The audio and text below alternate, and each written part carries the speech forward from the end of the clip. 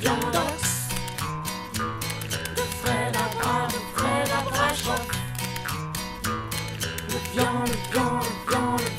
Vos gueules! Je me présente, Gilbert Casio, responsable du département Bouliers et Calculettes au FMI.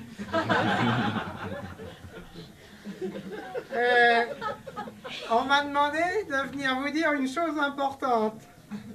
C'est à moi qu'on me l'a demandé, parce que dans l'organigramme de la boîte, c'est moi qui est le plus bas. Et qu'en plus, c'est moi qui est le plus gentil. Et comme elle a dit, Christine Lagarde, ma patronne, pour ce qu'on a à leur dire, il y a quand même intérêt à leur envoyer le plus gentil. Il en sortira peut-être vivant. Me voilà. Mais trêve de Samalamalek et d'arbre à palabre. Entrons dans le vif du sujet, comme disait notre ancien président, Dominique Strauss-Kahn. Oh Culture générale d'une durée de 15 jours. Déjà, si vous le voulez bien, remontons le temps. Soyons vintage, nostalgique, Casimir, disco, tout ça. Yeah. Il y a un an déjà. Oh là là, quelle époque, on était jeunes et tout. Il y a un an, donc, nous vous avions dit, au FMI, et puis tous les copains experts et tout, on vous avait dit, à Bruxelles, tout ça, on vous avait dit, il n'y a qu'une solution pour sortir de la crise européenne, l'austérité.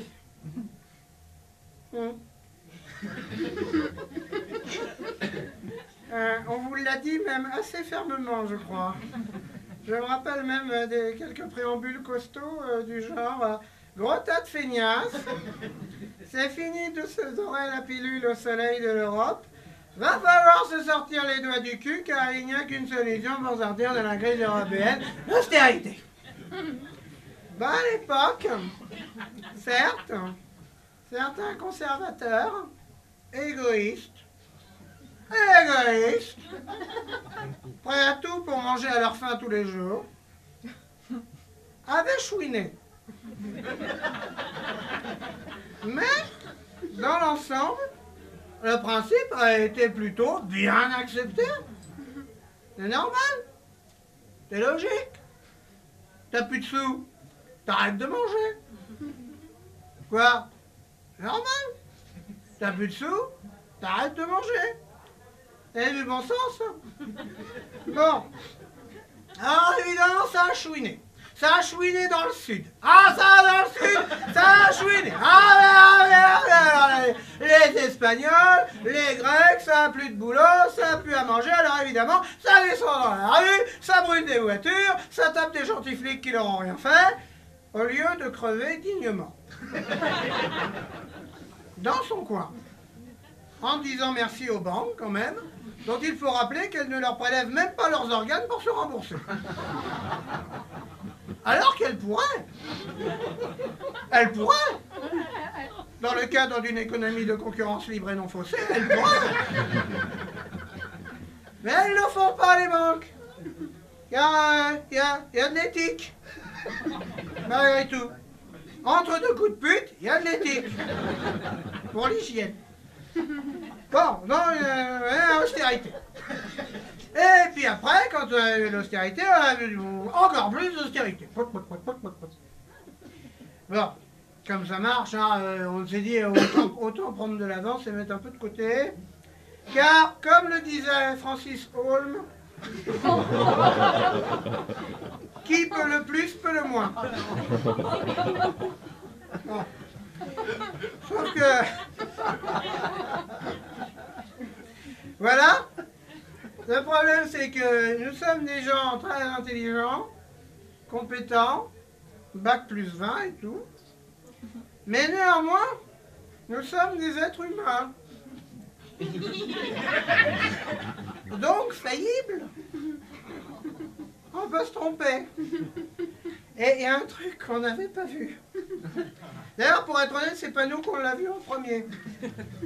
En fait, c'est Karl qui l'a vu en premier.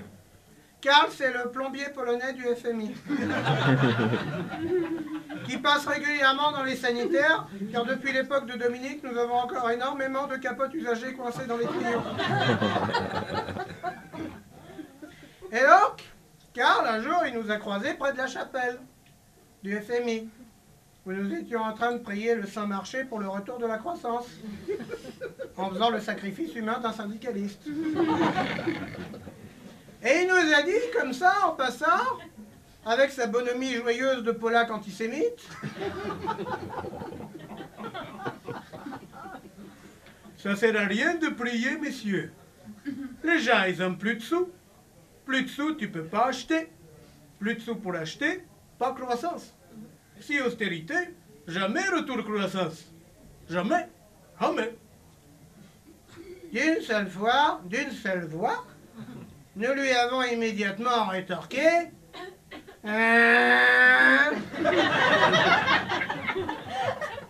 Suite de quoi nous l'avons renvoyé dans son pays, car le dumping social, c'est que quand ça nous arrange. Mais malgré tout, cette remarque un peu grossière nous a trotté dans la tête. Et nous avons donc demandé aux plus grands économistes de notre temps et de notre équipe de plancher sur la question.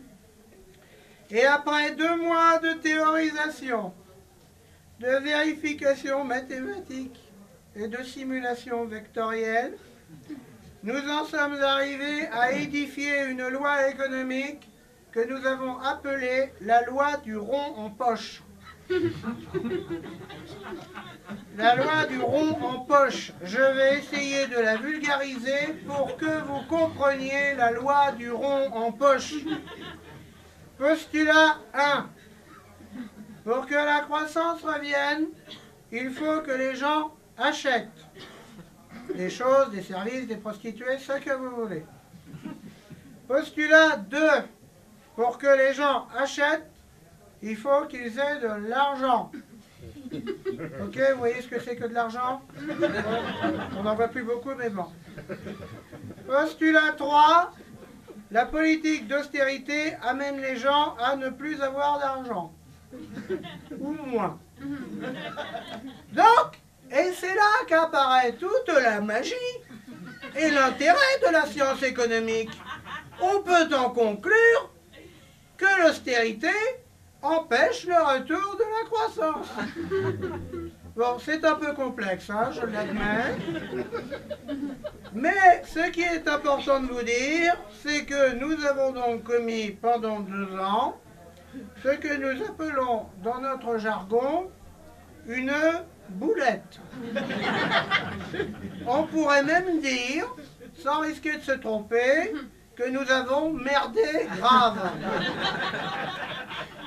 Si à cela, on rajoute que plein de gens, d'économistes, de politiciens et de gens de la rue nous soufflent cette loi économique à l'oreille depuis 2 ans, nous pourrions également rajouter que nous sommes de foutus connards prétentieux. Et vous pourriez légitimement vous demander si par hasard nous ne l'aurions pas fait exprès pour vous habituer à avoir le nez dans la merde, privatiser l'intégralité du vivant et faire plaisir à nos amis. C'est possible. Mais vous ne le prouverez jamais, bande de petits colombos. Quant à savoir si après cette petite erreur d'appréciation, notre crédibilité est entamée, eh ben je vais peut-être vous surprendre, mais non.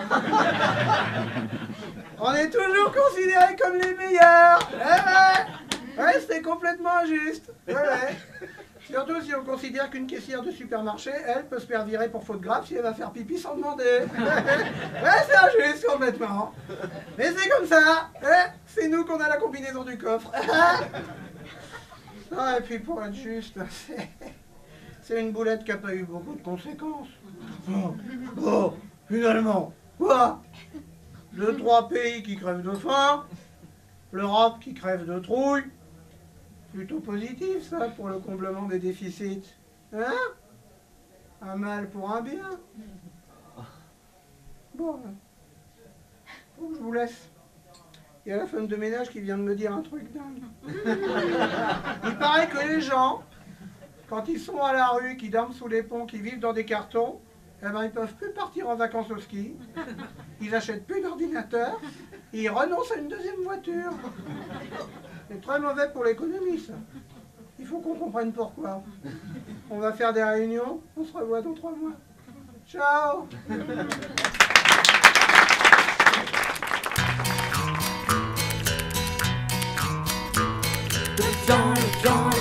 Le viandos. De Fred à Braschoff. Le viand,